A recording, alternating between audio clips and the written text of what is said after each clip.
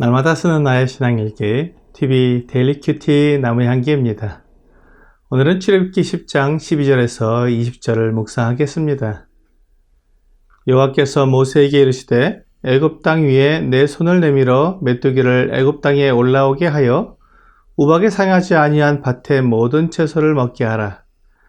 모세가 애굽 땅 위에 그 지팡이를 들매 여호와께서 동풍을 일으켜 온 낮과 온 밤에 불게 하시니 아침이 되면 동풍이 메뚜기를 불어들인지라. 메뚜기가 애굽 온 땅에 이르러 그 사방에 내리매 그 폐해가 심하니 이런 메뚜기는 전에도 없었고 후에도 없을 것이라. 메뚜기가 온 땅을 덮어 땅이 어둡게 되었으며 메뚜기가 우박에 상하지 아니한 밭의 채소와 나무 열매를 다 먹었으므로 애굽 온 땅에서 나무나 밭의 채소나 푸른 것은 남지 아니하였더라. 바로가 모세와 아론을 급히 불러 이르되 내가 너희의 하나님 여호와와 너희에게 죄를 지었으니 바라건대 이번만 나의 죄를 용서하고 너희의 하나님 여호와께 구하여 이 죽음만은 내게서 떠나가게 하라.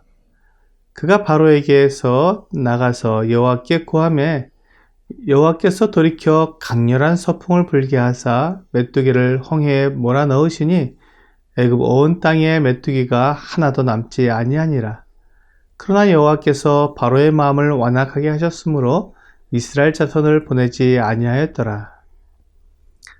바로가 하나님의 말씀에 순종하지 않고 모세와 아론을 쫓아내었기 때문에 하나님은 모세에게 메뚜기를 애굽 땅에 올라오게 하여 밭의 모든 채소들을 다 먹게 하라고 말씀하셨습니다.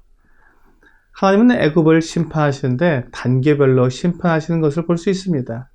이것이 바로에게 기회를 주시는 것이며 바로가 하나님께 카운터 펀치를 맞지 않고도 하나님께 항복할 수 있게 하신 것입니다. 하지만 바로는 끝까지 하나님을 거역하고 있습니다.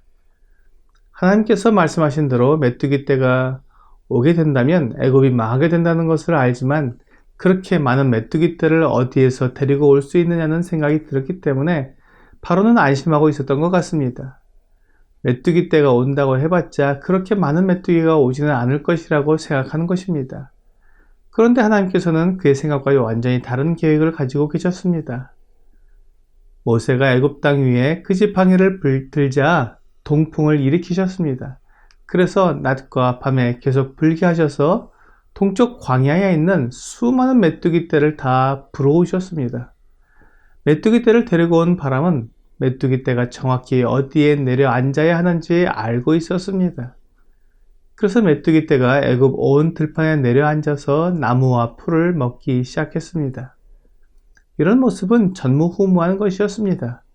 이제 바로는 급박해졌습니다. 바로가 생각했던 수준의 메뚜기 떼가 아니었기 때문입니다. 바로는 자신의 계산이 잘못되었다는 것을 깨닫고 모세와 아론을 불렀습니다.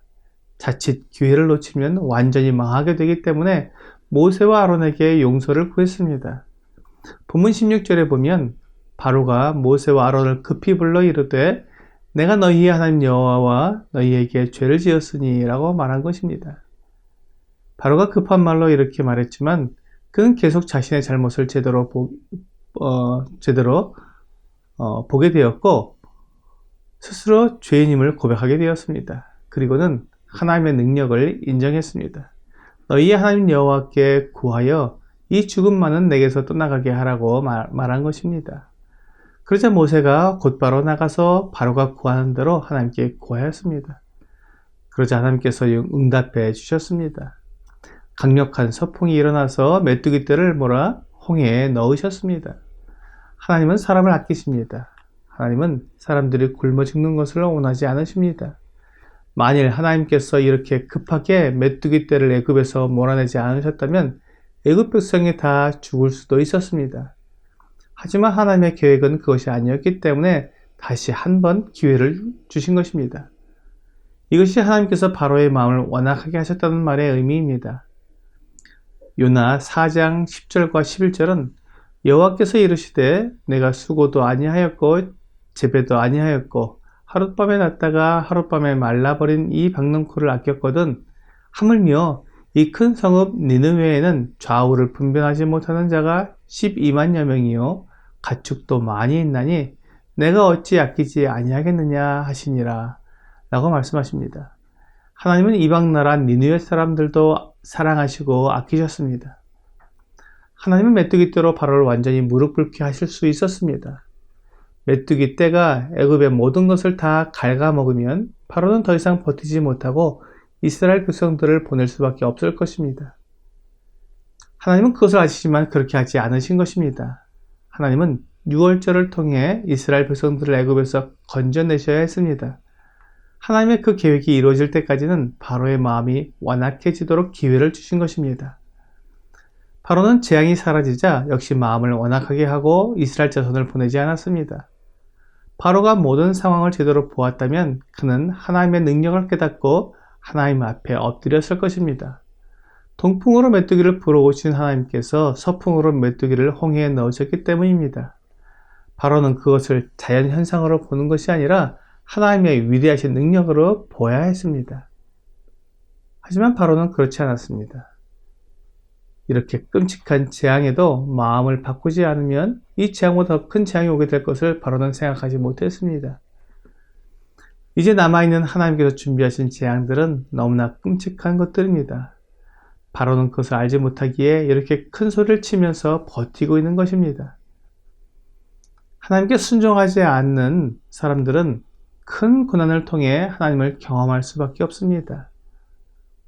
사무엘상 2장 30절은 그러므로 이스라엘의 하나님 나 여호와가 말하노라 내가 전에 내 집과 내 조상의 집이 내 앞에 영원히 행하리라 하였으나 이제 나 여호와가 말하노니 결단코 그렇게 하지 아니하리라.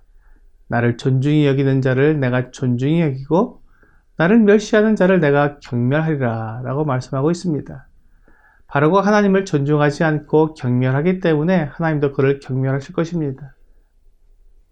그러나 누구든지 하나님을 존중히 여기면 하나님은 그를 존중히 여기십니다. 하나님께 존중히 여김을 받는 사람은 언제 어디서나 어떤 일이 있어도 결코 넘어지지 않고 반드시 일어나서 승리하게 될 것입니다. 오늘의 적용 질문을 보겠습니다. 나는 만물의 주인이신 하나님의 말씀에 늘 순종합니까? 하나님의 말씀에 늘 순종하지는 못하는 것이 사람들의 한계일 것입니다. 그러다 하나님의 경고를 받게 되면 즉시 뉘우치고 하나님께 돌이켜야 합니다. 이것이 하나님을 존중하는 자의 태도입니다. 오늘 내가 실수하고 불순종했을 때라도 결코 포기하지 않고 끝까지 하나님을 섬기며 존중하는 여러분과 제가 되기를 주 예수님의 이름으로 기도합니다.